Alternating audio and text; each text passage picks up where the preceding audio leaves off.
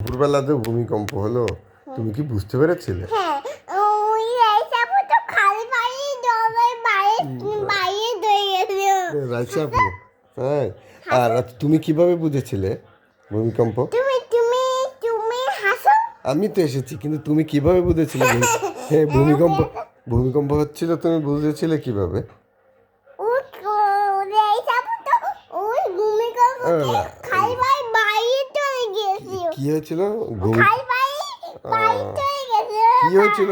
ভূমিকম্প? হ্যাঁ, ভূমিকম্পতে ও আচ্ছা, ওই রাইসাপু খালি পানি বাইরে বাইরে গেছে বাইরে গেছে। রাইসাপুর বাবা। আর তুমি কিভাবে বুঝেছিলে? নাড়াচাড়া করেছিল? হ্যাঁ, তোমার কে বলে, শুনু বলেছিল না আম্মু বলেছিল? শুনো। তাহলে তুমি কি ভয় পেয়েছিলে একটু? হ্যাঁ, তোমার বাবা তখন কোথায় ছিল?